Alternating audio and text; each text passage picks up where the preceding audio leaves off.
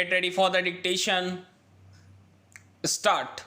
As far as the recovery of alleged looted articles are concerned, that was recovered after information by informant PW5 from all the 5 appellants, but that was disbelieved and no appeal has been preferred. So the argument in respect of recovery, where it is under section 27 of the Indian Evidence Act or covered under section 8 of the Evidence Act, is not required to be examined. Stop. But merely on the ground that the recovery was disbelieved, it cannot be said that the involvement of the appellant in the incident is doubtful, because as far as recovery part is concerned, accused appellants were challenged under section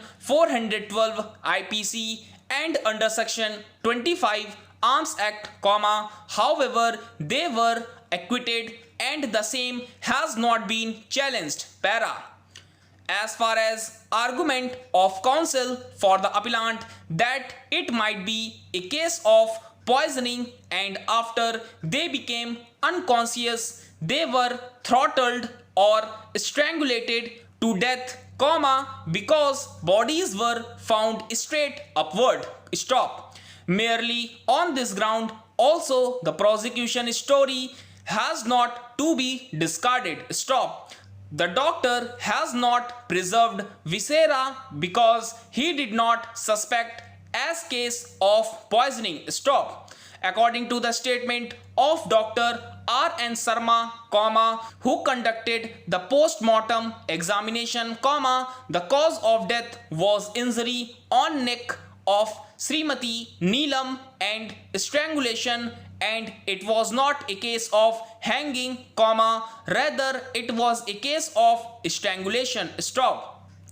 As far as the injury on the neck of deceased Ansul was concerned, he might have been killed by closing his mouth and pushing his neck, so it was a case of throttling. Stop. There was clean cut incised wound on neck. Stop. All the injuries were ante-mortem injuries and the post-mortem report had supported the statement of PW5 Ujjwal. Stop. There is no contradiction to disbelieve his statement. Stop. Further, if statement of witnesses are trustworthy, then the same has not to be disbelieved because the doctor did not preserve viscera and no opinion was obtained. Stop. The post-mortem report has not to be disbelieved in view of the statement of the witnesses,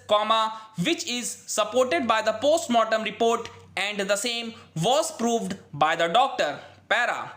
As far as the accused appellants are concerned, there were neither named nor the recovery from them was proved beyond reasonable doubt, hence the same was disbelieved and they were acquitted under section 412 IPC. Stop. They were also not named by witness Ujjwal or any other witnesses. Stop. According to evidence against them, during investigation there was recovery and first time they were identified before the court by the witness Ujjwal along with other accused. Stop. It is also clear from the record that the accused appellants appeared before the trial court on previous dates and on subsequent date, witness Ujjwal identified them. Stop.